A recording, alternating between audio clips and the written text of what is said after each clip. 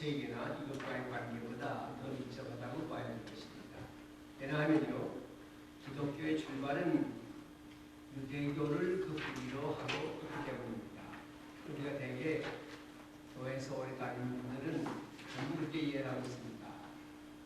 구약 성경은 주로 유대교에 관한 얘기가 많고, 또 예수 그리스도가 탄생한 다음에도 신앙에도 유대교에 대한 얘기가 많기 때문입니다. 그래서 기독교의 출발은 유대교를 뿌리로 하고 있다 하는 것은 유일신론에서도 우리가 의심할 수 없습니다. 사실 기독교의 뿌리가 어디에 있는가에 대한 논란은 그동안 신학학계에서는 어렵던 질문이었습니다. 아직도 계속되는 핵심적인 질문입니다. 기독교의 뿌리를 어디서 찾느냐, 헬레니즘 혹은 로마 세계, 통합된 세계에서 찾느냐, 아니면은 유대교에서 뿌리를 찾느냐, 그런 문제를 가지고 많이 논란이 되어오고 계속됩니다.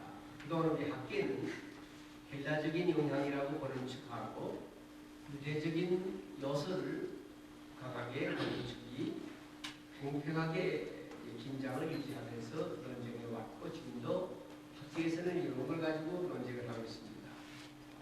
물론 우리 기독교의 태동 당시에 예수님 나신 그 팔레스타인 그 지역 일대가 이미 수백 년 동안 헬라의 철학, 문화, 관습, 언어 이런 것의 지배를 받아왔던 지역입니다. 그렇기 때문에 이미 유대교 자체가 그런 영향을 많이 받아서 로마와 유대나라, 또 헬레니즘과 헬라와 유대나라, 이 세 나라의 관계는, 세 관계는 오늘 서구 문명을 형성하는 데도 그랬고, 또 소위 기독교 기독교 크리스천덤을 형성하는 데도 상관관계를 가졌습니다. 당시 그 유대적인 요소도 헬레니즘적인 유대적 요소를 보아야 됩니다. 유대 종교들이 헬레니즘의 영향을 받았기 때문에 그렇습니다. 이것이 궁극적으로는 헬레니즘의 한 형태로 보아야 한다는 것도 상당한 설득력과 공감을 가지고 있는 사실입니다. 그러나 아무리 유대적인 요소를 헬라니즘적인 그 시각에서 본다고 해도 이 유대 종교라는 건 헬레니즘의 그 영향을 받아서도 아주 독특한 차별성을 갖고 있습니다. 그건 하나님과의 이스라엘 민족과의 맺어진 언약 때문에 아무리 그들의 문화의 영향을 받고 로마의 통치 밑에 있어서 정치적인 지배를 받아도 그러나 여전히 유대 사람들은 그 차별성을 갖고 있습니다. 이거는 그 후에 오늘까지 소위 시oni즘 유대 사람들은, 유대 종교는 그대로 가지고 있습니다. 그리고 지금도 여기 유대 나라에 가시면, 이스라엘에 가시면 유대 민족만은 절대로 동화되지 않습니다. 미국에 와서 태어난 사람도, 영국에 태어난 사람도, 1200만 되는 사람이 온 세계에 흩어져 살지만은 그 문화의 영향을 받고, 미국에 태어난 사람이 미국의 영향을 받으면서도 서로 자기의 독특성을 갖고 있는 것이 유대인입니다. 종교의 연합입니다. 여러분 여기 미국에 오는 가톨릭도 있지만 가톨릭이나 개신교의 영향을 어떻습니까?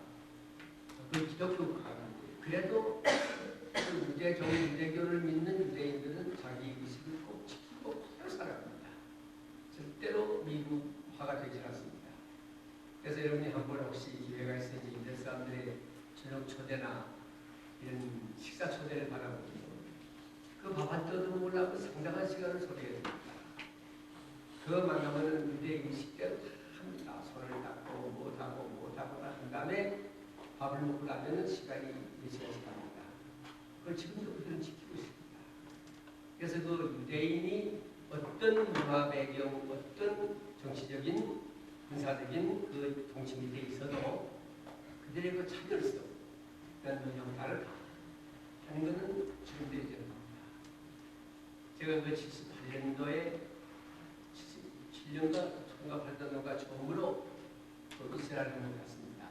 라파에서 회의 끝내고 처음으로 갔는데 그 안내자도 모르고 못하고 그러니까 비행장에서 어떤 사람 하나 만나는 목사님이 51세 됐는데 미국에 1년 살아서 영어를 좀 통하는 사람이에요. 그 사람이 4일 동안 안내를 해주는데 첫날 그 예루살렘 성문 앞에서 갔습니다. 가서 보니까 밑에 구멍이 막 뚫어지고 그랬다고 해서 왜 애기들을 묻나 했더니 어전에 막 전쟁이 있지 않습니까? 그러면 이 주변에 수억의 아랍 사람들이 이웃사람을 있는데 당신 여기 있는 유대 사람이 몇 명 되느냐 말이야. 이 성 안에도 내가 했던 데는 모두 유대인 아닌 사람이 3,000명 있는데 살아가기 어렵지 않냐 하더라. 유대인이 끄집어서 덤벼들더라고. 개와 같은 이방인들은 아무리 많아도 약하겠다. 하나님이 제가 세웁니다. 이걸 철저하게 강조한다. 그래서 바로 그들이 어느 민족, 어느 문화 속에 살면서도 자기의 독특한 자기성을 갖는 것이 유대인이었습니다. 특별히 기독교의 뿌리를 찾는 문제에 있어서는 역시 유대교회와의 관계성을 때로 무시할 수가 없습니다. 사실 원시 기독교는요, 처음부터 기독교라는 종교로 출발한 것이 아닙니다. 유대인에 의해서 유대교라는 종교적인 한계 안에서 그 독특성과 창의성을 가지고 출발했습니다. 예수님이 그 어린 시절을 보시고 다 유대교적 아닙니까? 그게 출발한 거죠. 기독교는 유대교의 뿌리를 가지고 있으면서 그 유대교가 오랜 세월 동안 해결할 수 없었던 시대적인 문제 해결에 탁월성을 가진 것이 예수 그리스도로 인해서 생겨난 기독교의 역사였습니다. 유대교는 도저히 하나님의 백성으로 대접을 받았어도 해결 못한 모든 문제를 예수가 나와서 해결을 같이 외치고 하나님 나라를 외치고 천국운동을 대시한 데서부터 새로운 장애성을 가지고 이제 임하게 되었습니다. 그래서 조그마한 그 유대교 분파운동에서 출발한 겁니다. 유대교의 헤레니즘도 무슨 겁니까? 바리새파도 있고 사두개파도 있고 무수파도 있고 세네파도 있고 많은 파가 있지 않습니까? 유대 종파 가운데 그 중에 기독교라고 하는 게 하나 튀어나왔습니다. 예수가 인기를 끌면서 하나의 종파가 나왔더니 유대교 한 종파로 그들은 봤죠. 이건 이상한 종파니까 없애버리자 하고 예수 십자가에 죽은 거 아니겠습니까? 그랬는데 이렇게 유대교 분파 운동에서 출발한 기독교가 불과 한두 세기 안에 헬라, 로마 그 넓은 그 당시엔 그 하나의 전체 세계지요. 그런 세계를 이끌어가는 주도적인 종교로 발전할 수 있게 됐다. 이거는 헬레니즘이나 헬라의 종교나 사학이나 문화나 로마의 무슨 그런 정치 군사문화가 도저히 이겨낼 수 없는 어떤 큰 새로운 운동이 일어났다는 겁니다. 이것이 기독교의 예수와 함께 출발한 종교입니다. 그런데 하나 여기서 아실 건 기독교는요, 원시 기독교는 포로 후기. 어젯밤에도 그 목사님이 이제 이스라엘 전도가 나오고 아수르가 전도하고 신바벨 그런 얘기했잖아요. 근데 그런 포로를 당했다가 돌아온 그 포로 후기 유대교의 한 분파로 기독교를 보아야 됩니다. 그 전에도 그 후도 아닌 포로 후기 유대교의 한 분파로 보아야 하고 그 내적인 자질을 기독교의 유대 묵시운동의 흐름에서 파악해 나갑니다. 이러한 논지의 입증은 포로 후기 유대교의 정확한 분석과 거기에 대한 기독교의 그 리액션, 반응을 살펴보면서 가능한 것입니다. 그렇기 때문에 우리는 예수의 목회의 직접적인 상황이 되었던 유대교를 이제 바르게 분석하고 그리고 거기에 예수가 어떻게 응답했느냐 이거를 파악하지 않으면 기독교와 유대교의 관계를 알 수가 없습니다. 그런데 우리 여기서 이제 하나 다시 한번 되풀이한다고요. 예수가 탄생해서 이제 이루어진 기독교가 생기는 그 태동하는 무렵에 그 우리 온 세계에서의 바리사인 중심하고 지중해 중심한 그 이때의 상황이 어떻겠느냐. 거기에 이제 종교, 문화, 무슨 경제, 무슨 또 철학, 모든 정치 이런 것들의 상황입니다. 그게 소위 헬라 문화와 로마의 군사문화가 통합되어 가지고 하나의 세계를 지향했던 것이다. 이제 로마에서 총독이 나오고 그러지 않아서 점령하고 거기에다가 그러나 그런 지배 밑에 있으면서도 하나님의 선민으로 절대로 동화되지 않는 차별성을 가지고 살아온 유대교 거기에다가 뿌리를 받고 그리스도 나온다. 이세 아들에서 메시아가 나온다. 하지않아서 구약시대부터 그렇게 우리가 파악을 하면 되겠습니다. 그러면 이제 바로 후기에 유대교의 분석과 예수의 문장이었습니다. 유대교를 정확하게 파악한다는 건 쉬운 일 아닙니다. 여기에 대한 자료의 한계가 많습니다. 유대교가 그때 통일성을 가진 단일한 색채만 가진 것이 아니고 다양한 분파, 다양한 성격을 가지고 있었던 것이 최근 학계의 결론입니다. 근데 이제 많은 파가 있었죠. 아리스파 사두개파가 다르고 또 헬라 개혁파가 다르고 거의 다르고 그 안에서 아주 복잡하다했던 그 시대입니다. 대지 기독교가 탄생을 했기 때문에 어디다 뿌리를 정을 박아내야 하는 문제입니다. 여기서 이제 이러한 모든 것을 다 논의하는 건 우리가 이 시간에 짧은 시간에 갈 수가 없는 목적이 아니고요. 다만 여기에서는 유대 종교를 포로에서 돌아온 후기 유대교로 한정시키고 그것을 대체적으로 분석해서 기독교와 어떤 관련성이 있느냐 그런 문제를 이제 거기 이런 책에 다루었습니다. 몇 가지 다루겠는데 첫 번째가 기독교의 유일한 그 뿌리가 유대교에 있다 하는 말은 그러니까 첫째가 유실론입니다. 유일신론입니다. 하나님은 하나다. 천지창조가 하나다. 이런 중에 유일신론을 주장하는 종교가 그렇게 있습니다. 유대교가 그렇고 기독교가 그렇고 그 다음에 모하메드교가 그렇습니다. 모하메드는 아주 우리하고 많이 다릅니다만 여전히 유일신을 주장하는 종교입니다. 그 나머지는 전부 다스립니다. 범신론에 가까운 거지요. 그래서 이제 왜 기독교가 유대교의 뿌리를 뒀다 하는 말의 첫째가 뭔가 유대교는 그 유일신론에 합당한 민족이었습니다.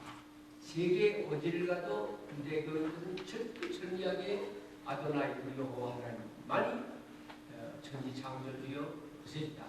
바울이 왜 아덴에 가서 이라크에 가서 그 전도한 땅 때에 어디 가보니까 알지 못하는 신에게 경배한다.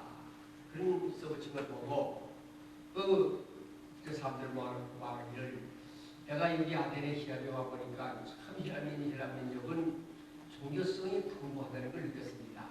감동이 되었습니다. 그 얘기를 하면서 왜 그렇게 알지 못하는 신에게 여러분들이 경배를 하는데 그럼 이제 내가 여러분의 풍부한 종교성에다가 내가 분명히 알 수 있는 참으로 신을 여러분에게 소개하겠습니다. 이게 소위 그 바울 사도의 아주 하나의 도전이었습니다. 그리고 1장에 연설을 하지 않았습니까? 그 하나님이 바로 유일신 하나님이십니다. 이것은 원래 이스라엘 종교가 가지고 있었던 특유의 신앙입니다. 유일신. 그래서 하나님이냐 우리 애국가의 그 하느님이죠.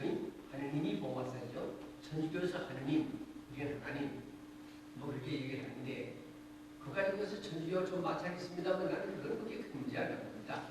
하나님 이제 하늘 향해 제일 높다는 거고 하나님 하는 거 유일하신 그 하나님.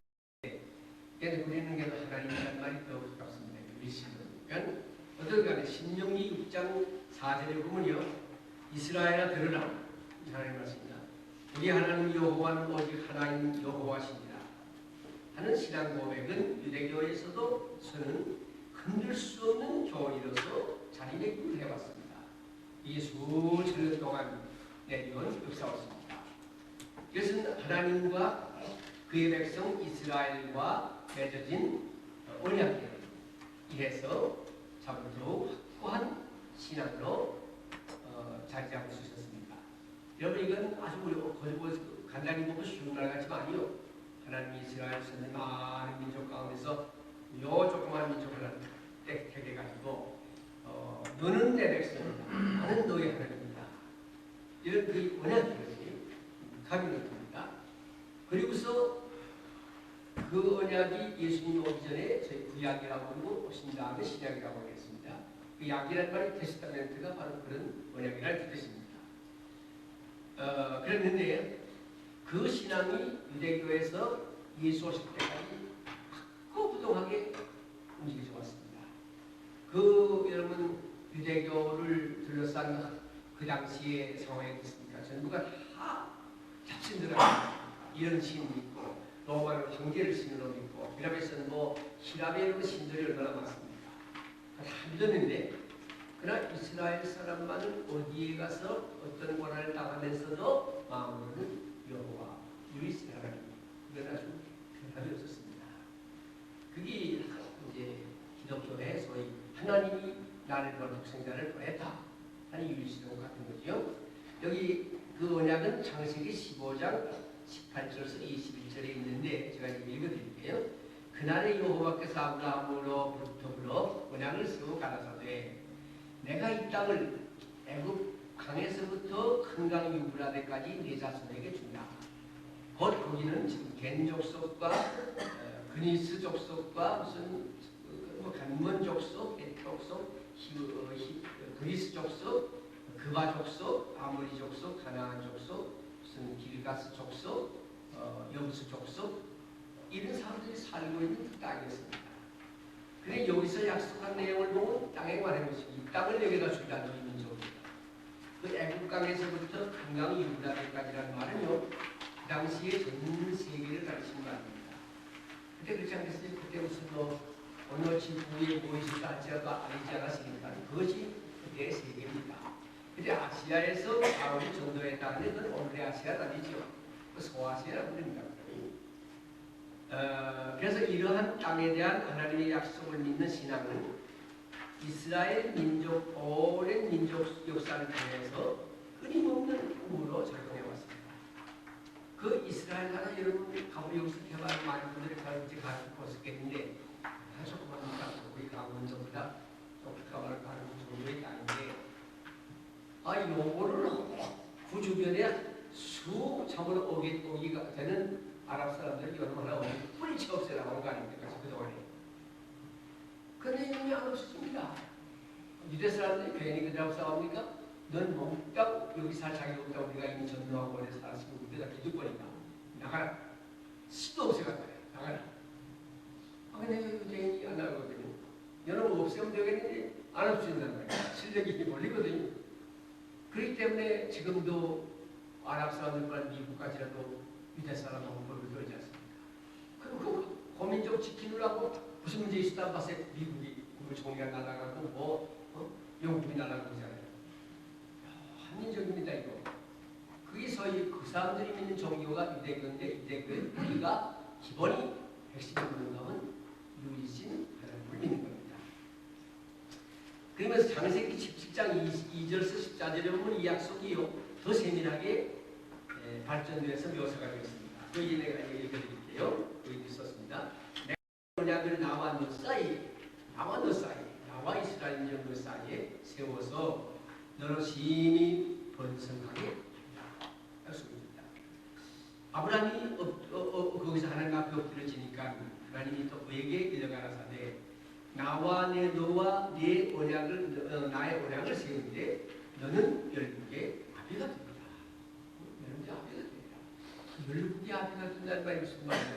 이스라엘 선민의 아비가 된다는 모르지만 그는 이 민족에서 구세주가 나서 5천하 만국을 과거, 현재, 미래를 통해서 통치하라는 얘기입니다.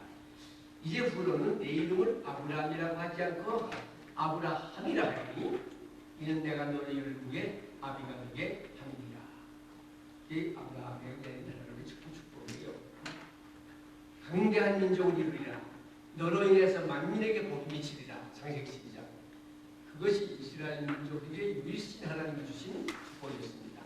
또 그 밑에 계속해서 내가 너로 심히 번성하게 하리니 나라들이 내게로 쫓아 일어날 것이다. 여러 왕의 모든 왕들이 너를 쫓아 일어날 거다. 내가 내 언약을 너와 나와 너 사이 그리고 네 대대 손손의 사이에서 나와 네 대대 손손 사이에 세워서 영원한 언약을 삼고 너와 네 후손이 내 하나님이 되리라. 아브라함이 그건 아니거든요. 열구요, 믿음의 조상이라는 게 뭐예요? 아브라함 믿음의 조상이니까. 왜 유대나라 조상 아브라함이 믿음의 조상입니다. 그 이유는 유대나라 큰 민족을 이루고 거기서 메시아가 나서 온 세계 열방이 그 앞에 무릎니다. 그 때문에 열방의 아비가들은 너는 유대나라뿐만 아니라 하나님 공동한 모든 믿는 사람의 신앙의 조상입니다.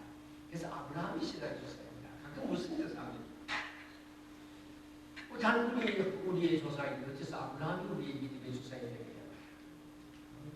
까면상 박사 같은 이 예수쟁이들 이 서양에서 온 독약이라고 하지 않습니까? 유교는 어디서 독약이고 그거 먹지 말라고. 지금도 알아서 지금도 그 90 지금 5세가 6세가 되는데 당당합니다. 얼마 전에 어느 모임에서 가보니까 그 어른이 없었는데요. 뭐만 하지 않아요. 계단을 툭툭 올라가고요. 단군 할아버지 모십니다. 기킹성한테 갔다 오지 않습니까? 그래서 그렇게 묻습니다. 근데 왜 우리가 아브라함을 믿는 사람들이 세계 만민의 조상이라고 하는 마음은 하나님께서 내가 너와 내 민족과 더불어 언약을 맺지만은 동시에 너는 만국의 아비가 된다. 그러니까 대한민국의 신앙의 조상도 되는 거지. 그래서 우리가 신앙의 조상이라 그럽니다. 또 내가 너와 네 후손에게 너의 우거하는 이 땅 곧 가나안 일격을 끌어 주어서 영원한 기업이 되게 하고 나는 그들의 하나님이 됩니다. 이렇게 창조주가 약속한 민족이 세계 어디 있습니까? 하나님이 또 아브라함에게 이르시되 그런즉 너는 내 언약을 지키고 내 후손 대대로 이 언약을 지켜라. 그래야 된다. 보세요. 이제 나중에 이렇게까지 여러분 유일신을 믿고 하나님만 믿으면 다 된다고 한 그때인데 이렇게 믿고 왔는데 그 다음에 이제 로마 통치 시대에 변화가 왔다고 합니다. 여기서 흔들리기 시작한 겁니다. 그 나중에요. 그러면 이 증거를 뭘 삼느냐? 너희와 나 사이에 맺은 언약을 너희 중 남자는 할례를 받으라. 이것이 나와 너와 너희 후손 사이에 지킬 내 언약이다. 너희는 양피를 베어라. 이것이 나와 너희 사이에 언약의 표징입니다. 할례라는 것이 그래서 중요합니다. 그리고 요새는 우리 그리스도인들은 내가 마귀의 자식이었다, 예수의 전부 제자가 된다, 자네가 된다 할 때는 세례 받지 않습니까? 근데 할례와 세례는 동일한 거냐면 그건 아닙니다. 그 당시 할례 제도는 딴 나라도 많이 있었습니다. 이거 문제 가지고. 그러나 어쨌든 새로운 영적인 사람이 될 때 세례를 받지 않고는 우리가 그리스도인이 될 수가 없어요. 근데 세례 받는 걸 요새 저 형식으로만 딱 받아보는 수준이니까 그렇지. 여러분 세례라는 건 그거 아니죠. 내가 그리스도와 함께 다 죄에서 죽고 그리스도와 함께 살아나서 성령을 받아 새 사람이 된다. 바울이 말한 새로운 그리스도인이죠. 이거는 죄악 세상, 어두운 세상에서 밝은 세상으로 옮기는 거 아닙니까? 국적으로 옮기는 거 아닙니까? 다시 보면. 그렇기 때문에 세례라고 우리가 그럽니다만 이때는 이스라엘 민족과 하나님 사이에 할례를 받아라. 근데 왜 남자에게만 할례를 받느냐 해서 그때만 하더라도 여자는 남자에게서 낳고 늘 남자뿐이었습니다. 요새 여러분 남녀 동등이라고 지금 찾기가 있는데요.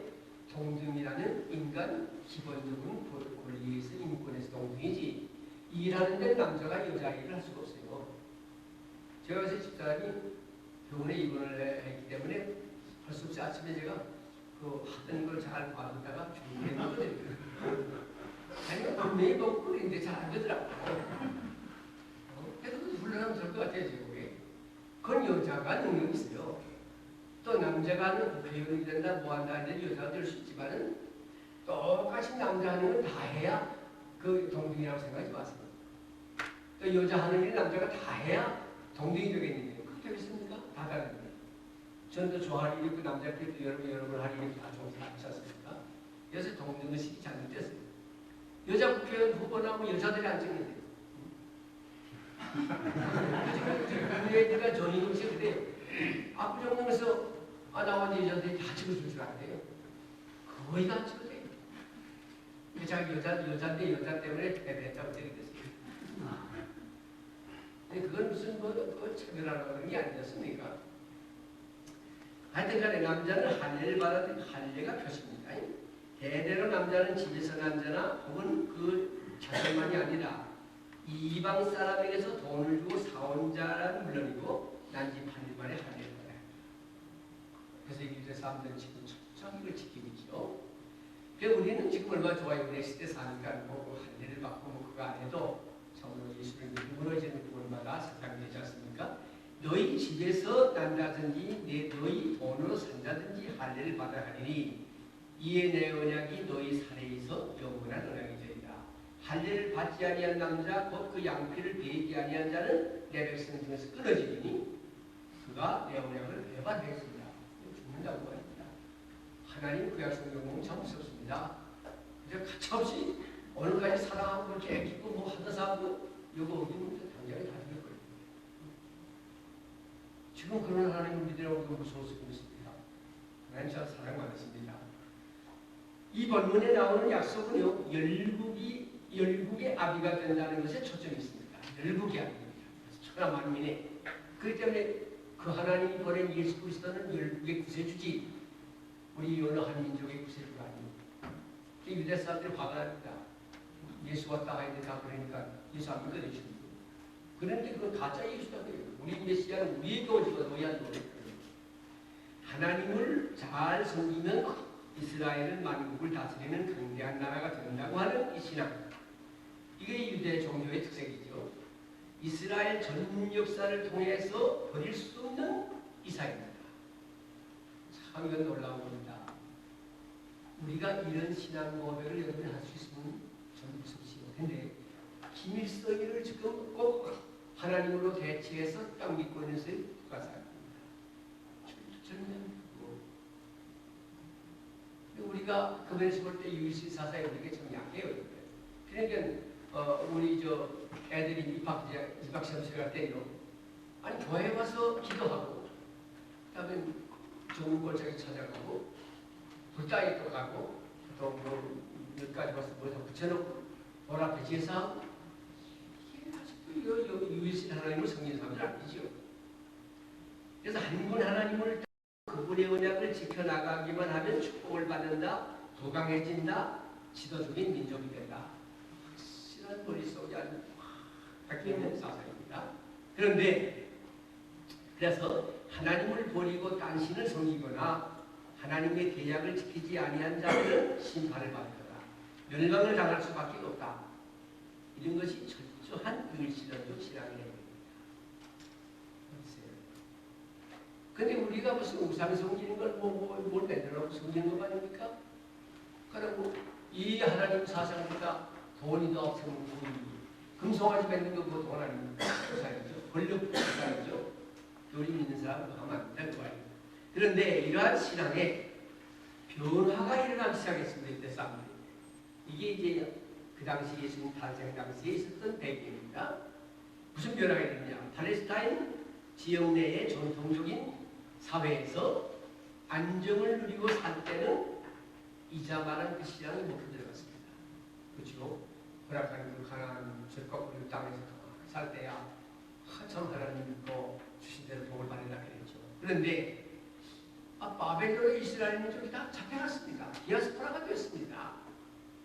그 고려되었다가 돌아온 이후부터는 전체 국제 세계가 아주 뒤죽박죽이 되어버렸습니다.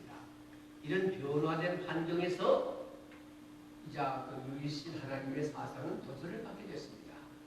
큰일 났습니다. 바벨 같은 게 주전 500 BC 587년에 예루살렘과 그 안에 있던 성전이 신바벨론에 의해서 전부 파괴가 됐습니다. 되면서 그 시작된 바벨론 포로는 유대민족의 역사와 신앙에서 이때 변화를 가져왔습니다. 포로로 서민이 잡혀가는 것도 가서 고생을 축적해요. 예루살렘이 다 무너지고 성이 다 무너지고 성전이 다 무너지고 이거 뭐 아무것도 없어지지 않았습니까? 그 다음에 하나님이 만 믿으면 된다고 이렇게 되느냐. 유대인들은 바벨 나라를 빼앗기고 각 지역으로 흩어져서 살 수밖에 없었습니다. 이러한 디아스포라 유대인들은 전통적인 신앙과 가치관에 있어서 급격한 변화를 가져오지 않을 수가 없었습니다. 그래서 그 유대 사람, 그 디아스포라는 그 유대 사람들이 그 하나님이 허락한 땅에서 자꾸 이렇게 어려움을 당하고 붙어서 나가는 거 아닙니까? 그래서 우리 한국 사람을 제2유대인이다 그러거든요. 제2유대인이다. 좀 비슷하던데요. 제가 일정 만에 공개 안 나가려고 해서 도망을 가려고 하는 건 북한으로 북경으로 도망을 갔는데 북경이 아니라 중국으로. 아니 그 사령관을 그렇게 하거든요. 기차를 몰래 타고서 그 밑에 표도 없이 타고 차 밑에서 숨어가지고서 하다 보니 누가 고발을 해가지고 두드리잖아. 사내관에 왔거든요. 사내관에 왔더니 부드럽고 좀 부드럽고 조사하는데 제1성이 뭔지 아시죠? 제2대 머리가 비슷하게 생선대로 그래가지고 일본 사람들이 그러더라고요. 다행히는 죽다니죠. 그런데 우리 한국 사람이 요새 또 뭐이다는 거면 전 세계 지구촌에 가보시고 어디 가나 이상하게 가는 데마다 한국 사람도 있습니다. 한국 사람이 몇 사람 갔다 하면 거기 가서 교회가 생깁니다. 아브라함이 가는 거나 제가 갔습니다. 이것도 디아스포라 유대인 디아스포라와 비슷해요.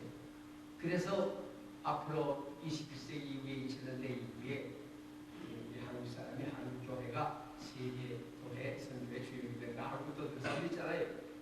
그래서 그런 거예요. 사실 그렇게 되실 건 모르겠습니다만 어쨌든 간에 여러분 이런 급격한 변화가 일어났는데 이것을 경험한 그 에스라는 이건 외경에 있는 얘기입니다. 제가 여기 다른 책을 포탈하는 그런 외경의 얘기들을 지금 하는 겁니다. 그는 이렇게 말했어요. 내가 여러 나라를 여행해 보았다. 그 가나안 땅에서 나와서 해봤다. 근데 비록 그들이 주의 계명을 지키고 있지 않지만은 우리보다 부유하게 살더라. 잘 살더라.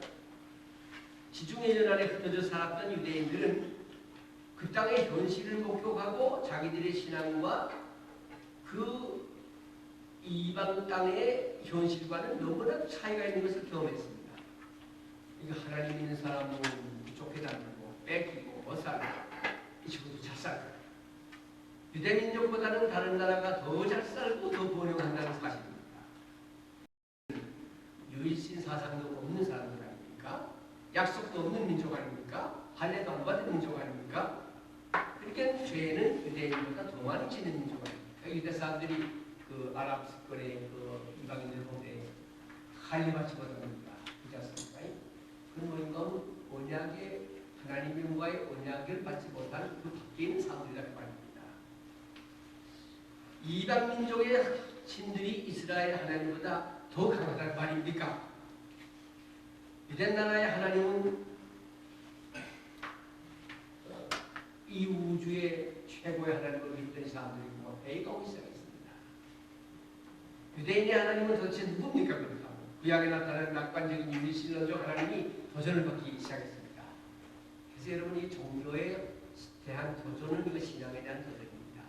그러니까 유일신 여호와에 대한 유일신 사상이 출하지 않은 신앙인은요, 교회에 잘 다니다도 불교를 가버리고 자기 이익 따라서 절도 가버리고 모함의 교를 가버리고 다른 인물이 있습니다. 그 신앙의 개념이 다르니까 이거 보면 알아야 돼요.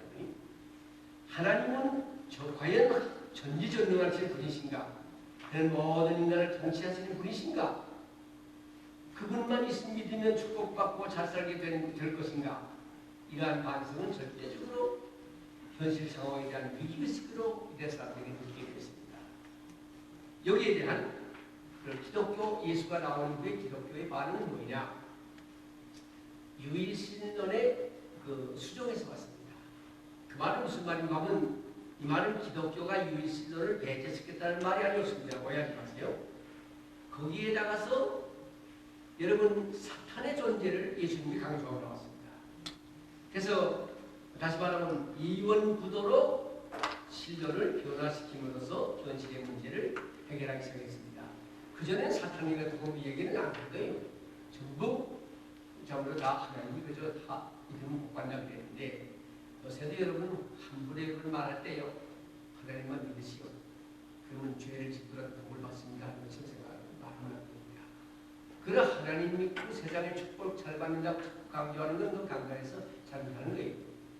그건 믿는 결과로 하나님 축복을 하시는 건데 그거 강조할 필요 없습니다. 여러분 하나님 참 믿는 사람에게도 고통의 형태가 많지 않습니까? 신앙이 나빠지는 거 아니죠. 그 문제하고 좀 별 문제입니다. 그러면 세계에 대한 이원론적인 구도는 뭐예요? 묵시종교의 가장 뛰어난 특징 중에 하나인데 묵시적인 종말론에 있어서는 이 세계가 하나님의 편과 사탄의 편으로 나누어졌습니다. 사탄도 하나님의 통치 밑에 결국 심판을 받게 되지만 현실에서는 이 역사 안에서는 사탄이 하나님을 대항하는 세계이기 때문에 이 두 세력이 나타난다. 이게 이원론을 본 겁니다. 이게 바로 예수님의 소위 율성에 대한 제 해석입니다. 악과 사탄의 문제는 일개인의 문제가 아니라 이미 세계와 우주의 질서 속에 깊이 내재된 문제였습니다. 이걸 예수님께서 파헤치다고 말합니다. 그래서 이 땅 위에 우리 살아가는 우리 삶은 악의 세력과의 투쟁입니다. 피 흘리는 전쟁으로 이루어진다고 묘사했습니다. 심지어 하늘에서도 악한 영과 선한 영이 싸워요. 그렇게 얘기를 했거든요. 그렇기 때문에 유일신 하나님만 섬기면 모든 것이 잘 된다는 신앙은 너무도 수준했다는 말입니다. 유일한 하나님의 편에 서서 우리 싸워야 합니다. 그 싸울 생각을 안 하고 하나님이 살아계시니까 나는 그걸 믿기만 하고 가만히 있으면 모든 천하병도 오고 우리에게 축복만이 온다. 이건 나이만 생각이죠. 예수님 뭐라고 하죠? 내가 하늘나라에 들어간 자는 침노한 자다. 싸워 이기는 없는 자가 되잖아요.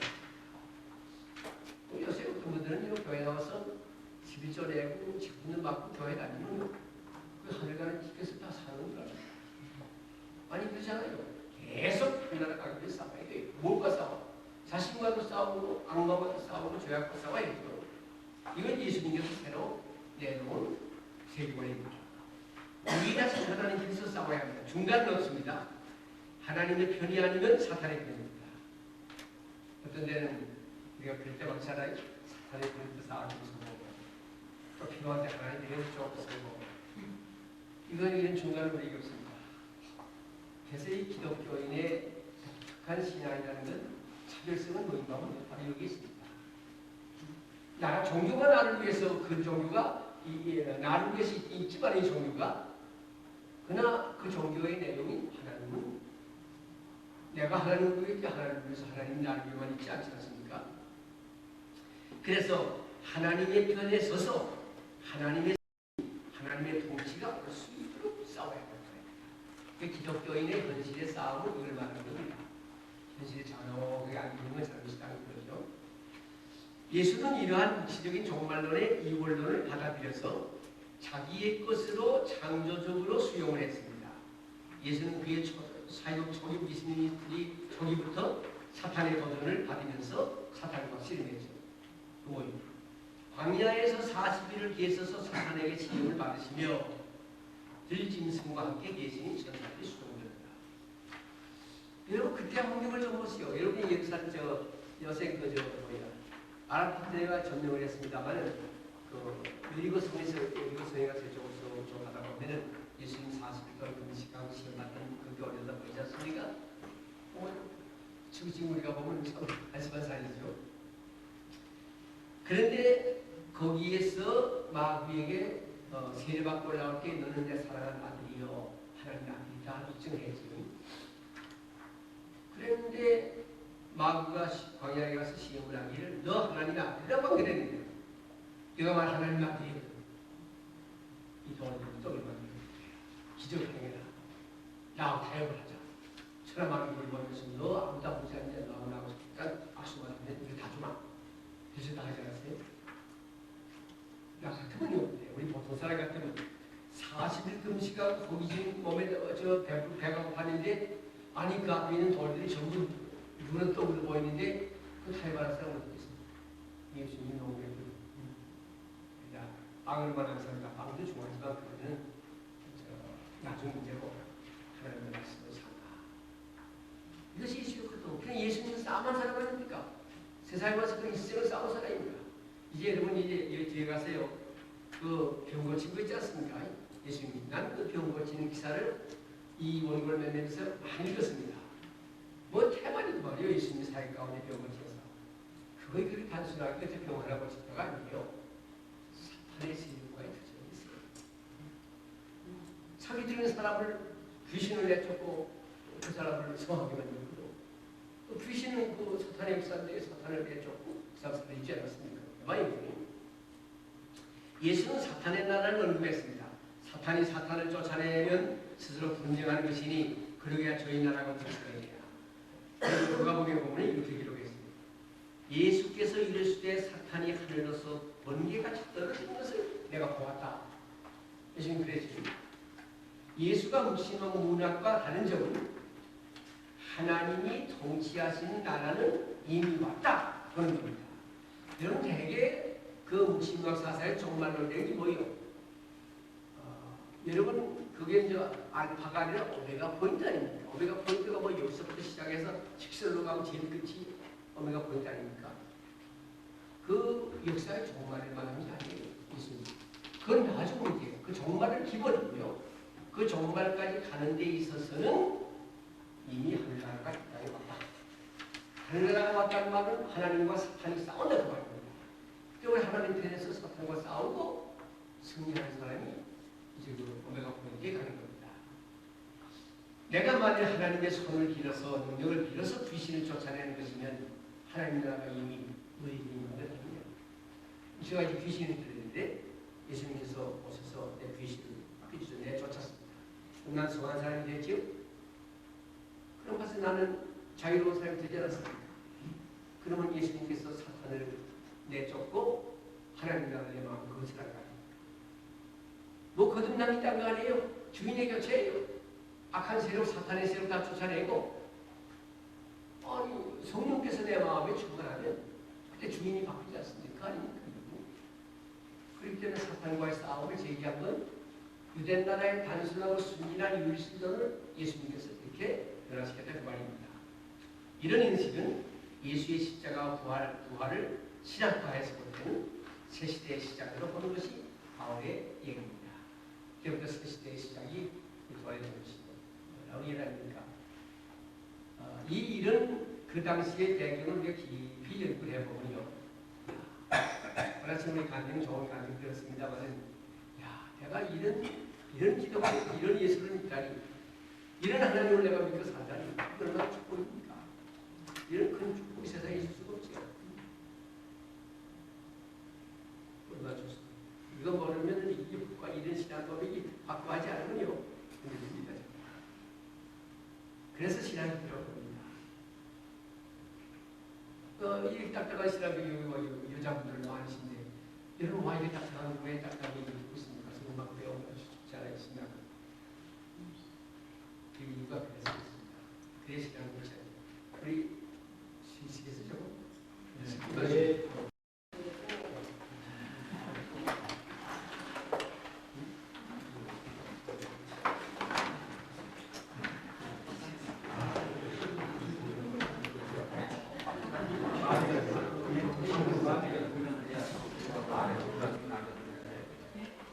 그래서 그 예수님이 그때 무신론과 다른 점은요. 하나님이 통치하는 나라가 이미 왔다. 회개하고 안 믿는 사람은 자기하고 끝까지 주장하고 그러지 않아요. 세상에 죄가 있을 때는 모르겠습니다. 이러한 인식은 예수의 십자가 부활을 신학화해서 새시대 시작으로 바울이 그 다음 두 번째 이제 역사인식의 이제 변화가 이루어지게 왔습니다. 율신관이 흔들리니까요. 역사인식이 또 달라지죠. 이스라엘 종교의 역사인식은 하나님께서 역사를 주관하신다는 거예요. 전 한분 하나님은 역사의 주요 하나님이시다. 그러므로 역사의 주인은 하나님이 역사를 운영하시는 분도 하나님이시다. 우리도 지금 그렇게 믿고 있죠. 이 하나님은 옳게 사는 사람은 칭찬하고 악한 일을 하는 사람은 벌을 내린다. 전형적인 유대교의 신앙이죠. 우리도 지금도 그렇게 믿고 있죠. 이러한 역사 인식도 의식도 그 포로 후기의 유대교에 있어서는 문제가 일어났습니다.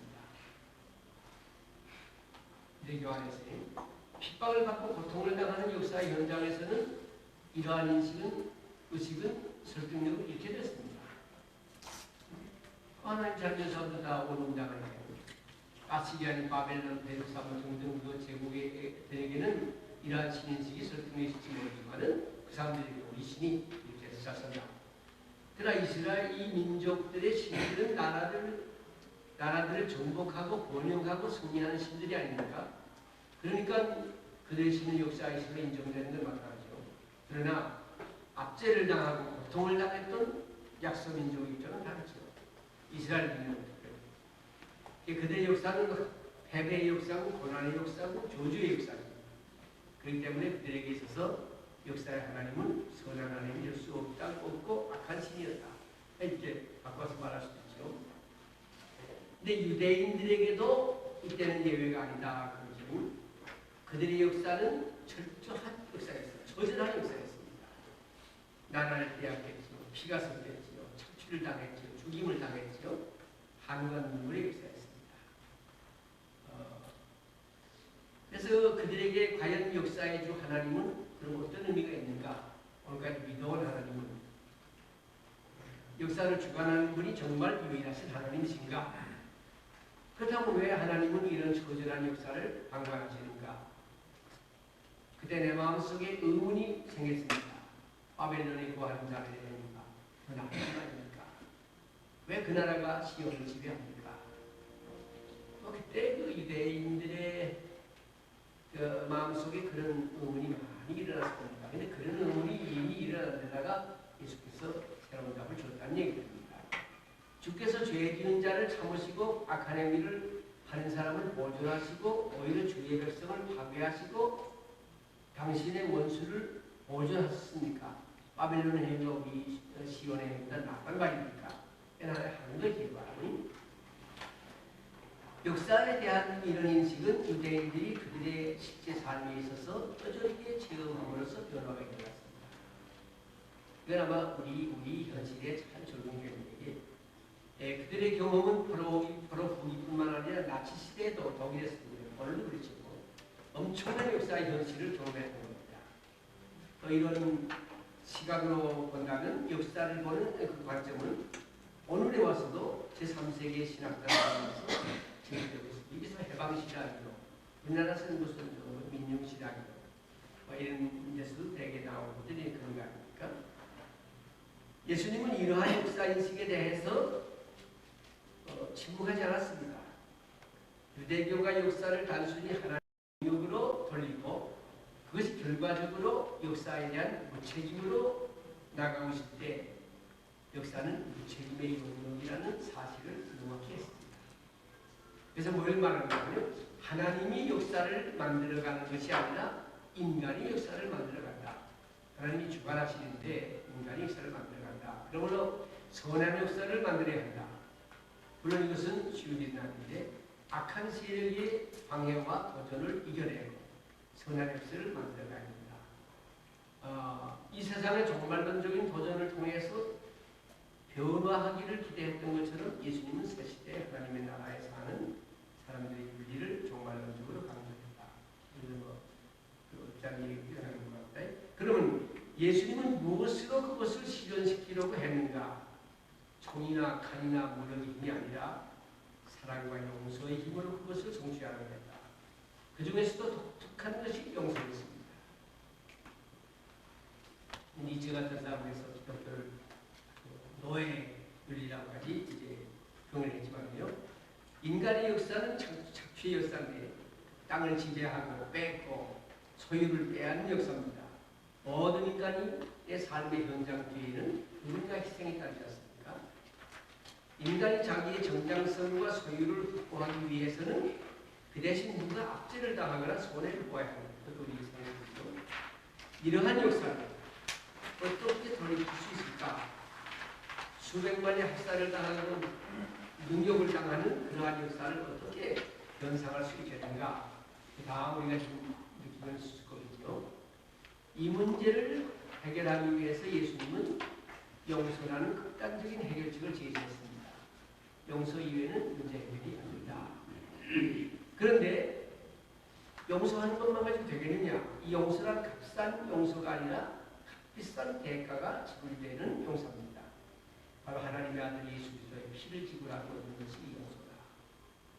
심판을 당해 대신 바로 뺑는 얘기죠. 뺑는 성경하고 얘기니까 넘어가고요. 마태복음서에는 예수께서 기도를 가르치실 때 이렇게 하시지 않습니까? 우리에게 빚진 자를 사하여 주는 같이 죄진 자를 우리의 죄를 사하여 주옵시고. 빚의 당감에 대해서 이야기하면서 너희가 각각 중심으로 형제를 용서하지 않으면 너희 하나님은 너희 용서 안 한다. 요새 저는 그 원수 사랑의 가치가 원수 사랑 아닙니까? 마태복음 5장에 보면 우리가 48절인가 하늘에 계신 너희 아버지 온전한 같이 너희도 온전해라. 근데 어떻게 우리가 하나님처럼 온전해질 수가 있습니까? 근데 예수님이 이런 모든 것을 극복할 수 있었던 새로운 해결책은 자기의 몸을 바쳐서 대가를 지불하고 얻은 그 값비싼 용서에 의해서 그 문제를 해결하는 거거든요. 그러니까 사랑과 용서는 같이 가는 거 아닙니까? 사랑이 없이 용서가 안 되니까요. 정말 원수까지 그 용서할 수 있는가? 참 어려운 문제입니다. 그것까지 용서할 수 없다면 정말 하나님의 자녀가 되는 건가 우리가? 그것도 우리가 많은 퀘스천을 던질 때가 있습니다. 그렇기 때문에 예수님은 그런 사랑과 용서로서 그 모든 문제에 대한 해답을 제시했다고 봐야 되겠죠. 그것이 두 번째 소위 지금 말하는 역사인식의 큰 변화인데 그에 대해서 이렇게 답변입니다. 그런데 세 번째는 이제 인간과 구원에 대한 이해의 변화인데 인간과 구원에 대한 이해의 변화입니다.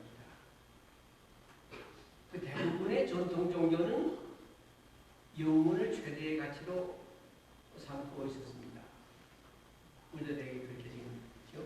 전통적으로 안정된 사회에서는 무엇이 영혼이 지속된다는 가치가 설득력을 가질 수 있습니다. 무엇은 영혼이 그러나 급속한 변화의 소용돌이에 사는 사람들에게는 체험적으로 사실 영원한 존재는 영혼은 존재하지 않습니다.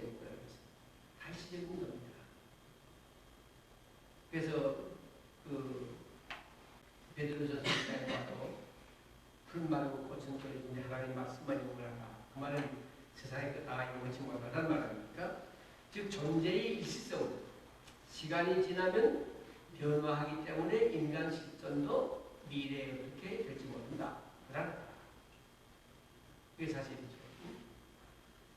그러니까 이 인간과 구원에 대한 그 이해의 변화가 여기서도 생긴 거죠. 미래에 대한 불확실성은 사람들에게 영혼에 대한 막연한 기대를 줄 수도 있지만 급속한 위기 상황에서는 현재 어떻게 살아남는가가 더 중요하지 않습니까? 그러니까 영원하지만 영혼을 찾기가 참 힘든 거죠. 유대인의 삶은 하루하루가 보장된 삶이 아니었습니다. 그때. 그 전에는 보장됐죠. 하나님만 믿고 오지 않으면 모든 문제에 다 해결되고 영원히 산다는 거 아닌데 아니 다르거든요. 그들은 떠돌아다녀야 했고 언제 어느 제국에 의해서 또 강력한 핍박을 받게 될지 모르는 항상 그 불안과 예측을 두려워하는 상황 속에 삶이 유대인이었습니다. 그러니까 이때에 이렇게 많은 변화가 올 수 있죠. 우리가 그 지식을 무시하고 그저 믿기만 하면 된다고 무조건 믿으라 하고 우리 가르침 받았을 때는 이름이 큰 문제가 되지 않지요. 고난을 받아들이고 하나님의 것입니다. 의인의 교육이 하나님의 것입니다. 돌리고 말지만 요새처럼 이제 지식이 발달한 이 시대에 와서는 더욱이 이런 퀘스천이요 수없이 나옵니다. 교회 젊은이들이 그런 맹목적으로 그런 된다고 하려고 따라하지 않아요. 목사 설교 들으면서도 저거는 못 믿겠다, 이건 믿겠다. 걔는 요새 그렇게 얘기합니다. 그날 설교가 선포한 설교가 성공했다. 세상 말로. 그렇게 평가하는 건 저는 두 가지라고 봅니다. 하나는 오늘 많이 은혜 받았습니다. 감격했습니다. 그런 얘기를 듣는 거, 그거 집중한 거 아닙니까? 두 번째는 아니요. 오늘은 내게 많은 의문을 제기해 주었습니다. 그리고 이제 다른 어떤 문제에 여운을 남겼다는 것. 그것도 그 설교에는 상당한 성과라고 저는 봅니다. 그렇지 않겠어요? 그러나 이것도 아니고 저것도 아니고 무관심하고 간 사람들은 그건 뭐 사실 그 안에 것은 의미가 없었죠. 그래서 어떤 문제를 의문을 제기하는 걸 생각한 겁니다. 무조건 있는 것도 좋지만은 생각해 보는 거 그런 의미로 가져갈 수 있습니다. 막 그러면서 그들은 인생에 영속한 것이 아니라 인생이 일시적인 것이다, 유한한 것이라는 것을 뼈저리게 그때 느끼게 되죠. 그들은 영원히 살고 싶지만 현실은 죽을 수밖에 없는 신세였고, 그들은 굳건한 반석 위에 살고 싶었지만은 현실은 모래 위에 세운 집이었습니다. 그게 그 당시 이제 상황을 얘기합니다. 이러한 급속한 변화와 불안정한 현실 속에서 유대인들은 그들의 생존을 유지해야 했습니다.